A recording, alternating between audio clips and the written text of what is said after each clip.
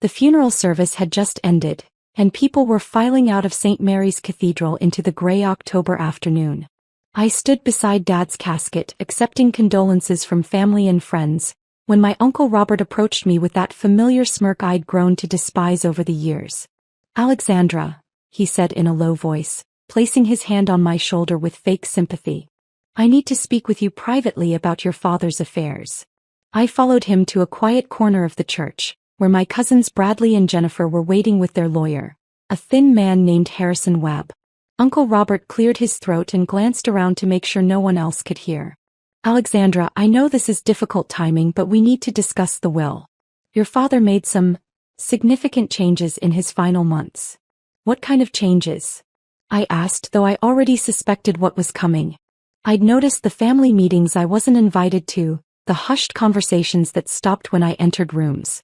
"Well," Robert continued, his voice taking on a patronizing tone, "your father was very concerned about your lifestyle choices.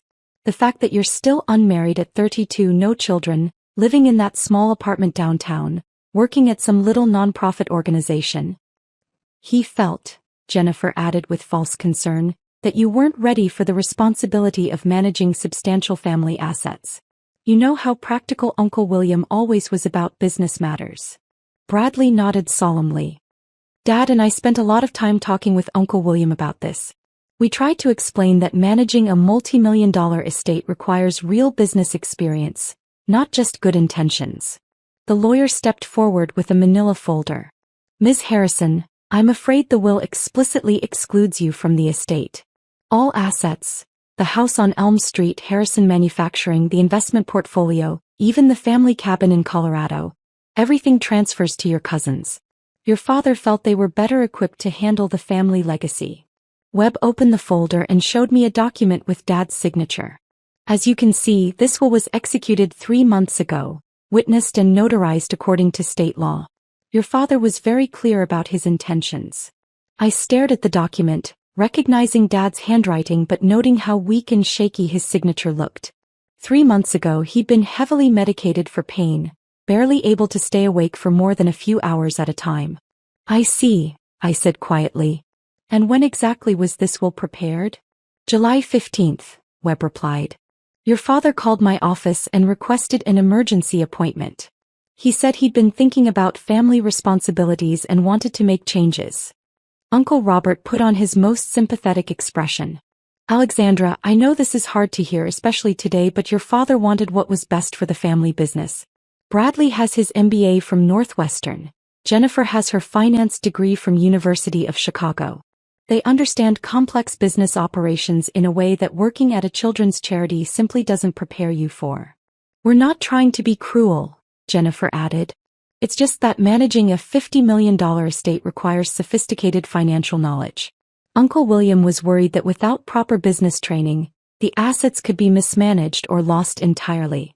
Bradley stepped forward condescendingly. "Alexandra, we want you to know that we'll take care of you. Once we get everything settled, we can set up a small trust fund for you. Maybe $50,000 to help with your living expenses.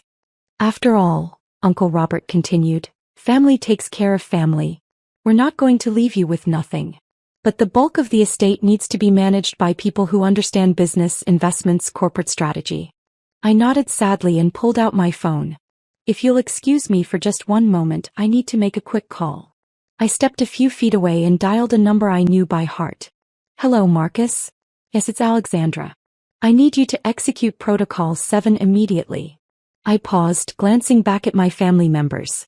"Transfer all assets from the Harrison Family Trust to the Alexandra Harrison Charitable Foundation."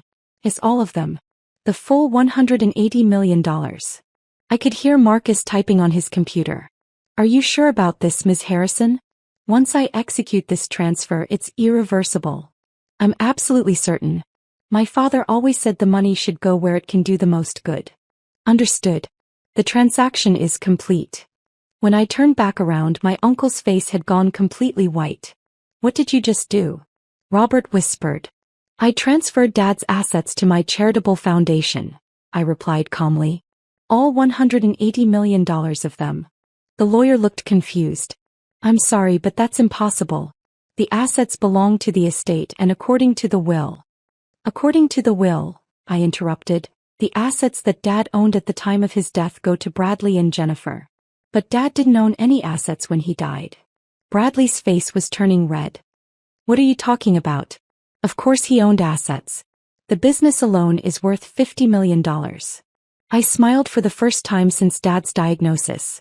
5 years ago, Dad transferred everything, the house, the business, all his investments into the Harrison Family Trust. I'm the sole trustee and beneficiary of that trust. Uncle Robert was starting to understand and the color was draining from his face. That's impossible.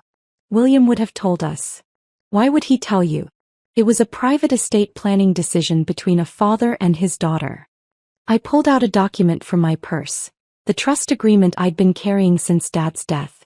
Harrison Family Trust, established January 15, 2019. Sole trustee and beneficiary, Alexandra Harrison. Total assets, $180 million as of this morning. Webb grabbed the document and started reading frantically. This is legitimate, he stammered. Notarized, witnessed, properly executed. But the will. Bradley started. The will leaves you everything that Dad owned at the time of his death, I explained. Unfortunately for you, that amounts to about $3,000 in his personal checking account and his 1998 Honda Civic. Uncle Robert was shaking now. Alexandra, you can't do this. That money belongs to the family. You're right, I agreed. It belongs to family. It belongs to the daughter who spent every weekend for the past 5 years helping Dad with the business. The daughter who moved back home when he got sick. The daughter who held his hand every night in the hospital for the past 3 months. But we're family too. Jennifer protested. Really? When was the last time any of you visited Dad? Before today, I mean. The silence stretched uncomfortably long. I'll tell you when, I continued. Bradley, you last saw Dad at Christmas, where you spent the entire dinner talking about your new BMW. Jennifer, you last visited in March when you needed him to co-sign a loan for your condo. And Uncle Robert, you last spoke to Dad 6 months ago when you called asking if he'd invest in your friend's restaurant. That's not fair, Robert said weakly. What's not fair is spending the last 3 months of his life telling him his daughter was a disappointment while planning how to divide up his assets the moment he died. Marcus Chin, my financial advisor and the executor of the trust, had arrived at the church during our conversation. He was a small, efficient man who had helped Dad structure his estate planning 5 years earlier. Ms. Harrison, Marcus said, approaching our group. I've executed the transfer as requested. All assets from the Harrison Family Trust have been moved to the Alexandra Harrison Charitable Foundation. The transition is complete. Uncle Robert turned to Marcus desperately. This is fraud. She's stealing money that belongs to the family. Marcus pulled out his briefcase. Sir, I handled Mr. William Harrison's estate planning personally.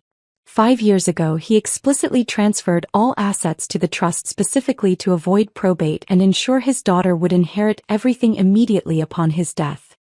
But why? Bradley asked, genuine confusion in his voice. Why would Uncle William do that? Marcus looked at me and I nodded for him to continue. Mr. Harrison was very concerned about certain family members' attitudes toward his daughter. He'd overheard several conversations where family members suggested she wasn't capable of handling business responsibilities due to her career choices. He also kept records of family interactions. He was particularly troubled by comments made at family gatherings about his daughter's unmarried status, her living situation, and her professional choices. He was spying on us? Jennifer asked. He was listening to you, I corrected. At every family gathering for the past 5 years, you and Bradley would openly discuss how you'd modernize the business once you inherited it. You talked about selling the house, liquidating investments, and restructuring operations to maximize profits. We were just brainstorming, Bradley protested. You were planning Dad's funeral before he was dead. You talked about firing longtime employees and selling off what you called sentimental assets. Marcus nodded.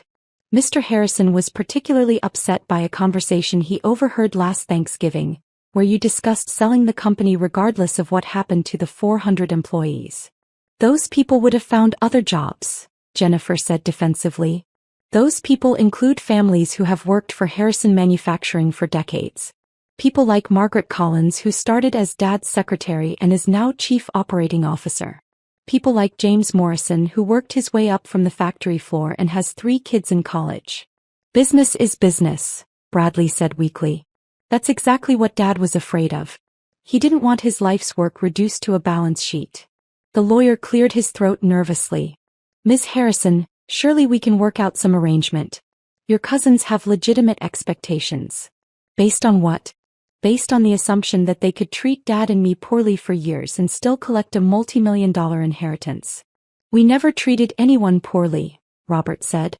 Uncle Robert, when Dad had his first heart attack 2 years ago, where were you? I had business commitments. You were in Las Vegas. For a week. While Dad was in intensive care, you were gambling. Mom called you 6 times. And Jennifer, when Dad needed someone to drive him to chemotherapy, what did you say? Jennifer stared at her shoes. I said I was too busy with work. You said you couldn't be around sick people because it depressed you. And Bradley, when Dad asked you to help him understand the new computer systems at the factory, what was your response? Bradley's voice was barely a whisper.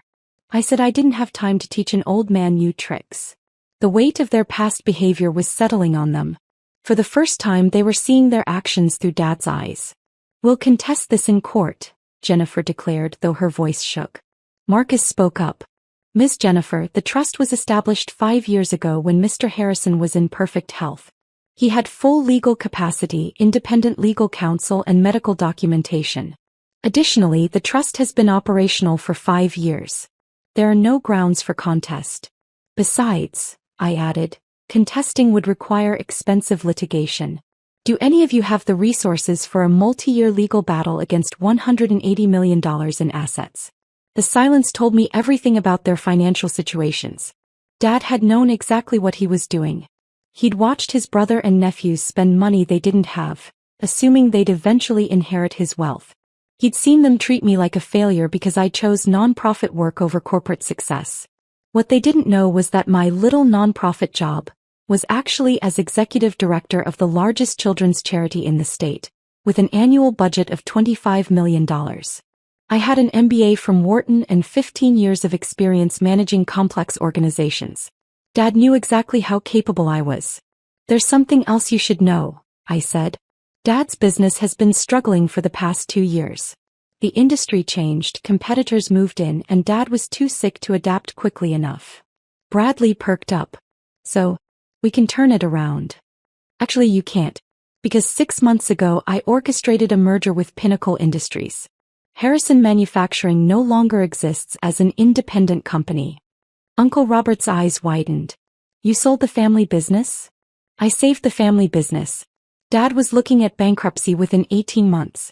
The merger preserved 350 of the 400 jobs and generated $30 million in cash, which is now part of the trust assets. Marcus nodded. The merger was Ms. Harrison's idea, but Mr. Harrison approved every detail. She spent months analyzing the company's position and negotiating terms that would preserve jobs. You had no right. Jennifer screamed. I had every right. As trustee, I'm responsible for preserving assets. Dad asked me to handle the merger because he was too weak to manage it himself. So let me understand, the lawyer said slowly. The business that was supposedly being left to your cousins was actually sold 6 months ago? Merged. And yes, the proceeds are part of the trust assets that have now been transferred to my foundation. Bradley was starting to understand. So we get nothing? You get exactly what Dad wanted you to have. The same consideration you showed him. Uncle Robert made one last desperate attempt. Alexandra, be reasonable. We're family. Surely there's something we can work out. I looked at these people who had spent years treating me like a disappointment, who had excluded me from family discussions, who had planned Dad's estate while he was still alive. You're right. We are family. And family should look out for each other. Hope flickered in their eyes. That's why I'm offering each of you a job at the Alexandra Harrison Charitable Foundation. Entry-level positions. Bradley, you can work in accounting. Jennifer, we have an opening in donor relations. The pay is $35,000 per year to start. The horror on their faces was almost comical. You're offering us jobs? Jennifer sputtered. We have graduate degrees. And now you'll have the opportunity to use them in meaningful work helping disadvantaged children. Dad always said that true success comes from service to others. This is ridiculous, Bradley said. We're not going to work for you. That's your choice. But those job offers represent the only inheritance you'll be receiving from Dad's estate. Marcus checked his watch. Miss Harrison, we should head to the reception. People are expecting you. I turned to leave, then stopped. By the way, the house on Elm Street? Dad transferred that to the trust 3 years ago. Uncle Robert, you have 30 days to find new arrangements. Uncle Robert had been living rent-free in Dad's house for 2 years. You can't throw us out, he protested. You're welcome to apply to rent the property at market rate, which is $4,500 per month. As Marcus and I walked toward the reception, I could hear them arguing frantically behind us. You handled that well, Marcus said quietly. Your father would be proud. I hope so. I've been dreading this conversation for months. He knew they'd react this way. That's why he wanted the trust structured to protect you from challenges. The reception was being held at the Riverside Country Club, which Dad had also quietly transferred to the trust. As I moved through the crowd, accepting condolences and sharing memories, I reflected on the conversation that had started all of this 5 years ago. Dad had called me into his office and closed the door. Alexandra, I need to ask you something important. Do you want to inherit my business and assets? I'd been surprised by the directness. Dad, I hope you're planning to be around for a long time. I am, but I'm also a realist. I'm 68, I've had 2 heart attacks, and I need to plan for the future. So I'm asking, do you want to be responsible for everything I've built? I'd thought about it seriously. I'd be honored. It won't be easy. The business needs someone smart and dedicated to guide it through changing times. My brother and his kids think it's just a money machine, but it's 400 people's livelihoods. I understand the responsibility. And there's something else. If I leave everything to you in a traditional will, they'll contest it. They'll claim you manipulated me, or that I wasn't in my right mind, or that you're not capable because you work in nonprofit. So what do you suggest? We set up a trust. Transfer everything now, while I'm healthy and sharp. You become the trustee and beneficiary. When I die, there's nothing to contest because you'll already own everything. Dad, are you sure? That's a lot of trust to place in someone. He'd smiled. Alexandra, you're the only person in this family who never asked me for money. You're the only one who chose a career based on helping others. You're the only one who visits me because you want to spend time with me, not because you need something. But Uncle Robert and the cousins will inherit exactly what they deserve based on how they've treated me and this family. Now, 5 years later, Dad's plan had worked perfectly. The trust had protected his assets, ensured his wishes were carried out, and prevented the family fighting that would have destroyed everything he'd built. 3 hours later, as the reception was winding down, Uncle Robert approached me one final time. Alexandra, I want to apologize for how we handled things today. We were upset and said things we didn't mean. I appreciate that, Uncle Robert. I've been thinking about your job offer.